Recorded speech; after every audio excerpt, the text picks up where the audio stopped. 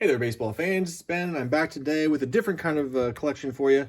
Not opening any packs, but in the collections I bought recently, every once in a while I get a random smattering of like truly vintage cards. So I've got a whole handful of 1966 tops, which is a great set, I think. I love the design, and the backs are, ignore that, but the backs are pretty cool too. And so I used to, when I was a kid, I used to have one card from 1966, and it was an Ernie Banks that I had forever. I'm sorry I don't have that anymore. But so these are all the cards I kind of have pulled out of random collections, and I just pulled them out the other day and thought I'd show up to you guys. So no major stars or anything. I was just kind of like trying to figure out, all right, well, what do I do with these? Because most of you guys probably know that after I look at these cards or open these cards or collect cards, I pull out the ones that go into my personal collection: Nolan Ryan, Mark Grace, Sean Dunston, Ryan Sandberg. The other ones, I find homes for them, either give them to people or I sell them to people, or, because this is a low-cost hobby, since I stay in the wax junk era, I just try to make my money back to try and fund more card purchases, essentially, so I'm not hitting my bank account too much. So in this case, I was kind of looking up, well, what do I do with these things? I've got Al Weiss.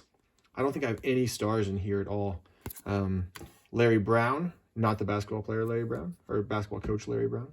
But also, one thing that's interesting is you can notice these two are pretty white on the back. There's Johnny Stevenson, catcher, and you can see this one's dark on the back, so it's kind of interesting. I'm not sure if that's just sun damage or water damage or something, but in any case, there's John Stevenson. There's Joe Nosek, outfielder and third base. I love how they have multiple positions on a lot of these guys. I put them all in penny sleeves just because they're so old. I feel like I should. There's a good shot of Willie Horton. I think that's a nice card. Jack Kralik. How much does he weigh? 175, 6'2", 175. He looks super small and skinny there. But there's Hank Aguirre, pitcher. Jack Hamilton, your All-American 1960s kind of guy, it looks like. And then there's this one, the last one. Twins Rookie Stars, 1966, of Pete Semino and Cesar Tovar. I was surprised to find, because I was looking at what to do with these. You know, these are about $1 a piece on eBay or something like that, so I don't know what I'll do with them. But this one, Cesar Tovar, was going for like 35 or 40 bucks, which for cards that I was like not expecting much from, that was pretty awesome. So I was like, well, why is that happening? It's not because of Pete Semino, but it is Cesar Tovar, and I didn't know anything about him. So I looked him up. So here's what I learned about Cesar Tovar. His nickname was Pepito, or Mr. Versatility. He's from Caracas, Venezuela. So I think he was only the 9th Venezuelan baseball player to make it to the pros.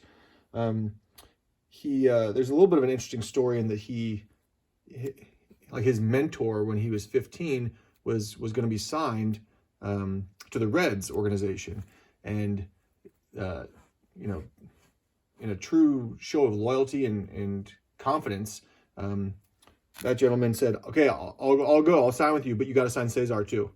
And they finally said yes, and so Cesar got his pro career like that, and he worked his way up through the Reds organization, got traded to the Twins, and then joined them in 1965, I think, for a few games, and then up to 1966 started playing more full time. What's interesting about him though is apparently he was just a super athlete. So he is only the second player ever at the time to play all 9 positions in one game, including pitcher. And so he actually started a game, I think in 67, where he struck out the whole first 3 batters, including Reggie Jackson in 1967 on the mound. But they have him listed as outfield here. I've also seen him listed as third base in other cards and whatnot. But yeah, so just a kind of a remarkable athlete, and it's kind of cool to learn about somebody that I didn't have any idea about. There are a couple other points I want to call out here. He is regarded as the Major League's all-time leader in breaking up no-hit attempts. There were 5 no-hitters that he was a part of where he ruined the no-hitter for the pitcher. So that's quite a dubious distinction there, and interesting, I thought. But yeah, so he's joining into the Twins Hall of Fame shortly, and again, so I'm super excited that I pulled this card out of nowhere and didn't know who it was, and looked it up, and got to learn a little bit more about baseball history, which is why we all do this, or at least I do.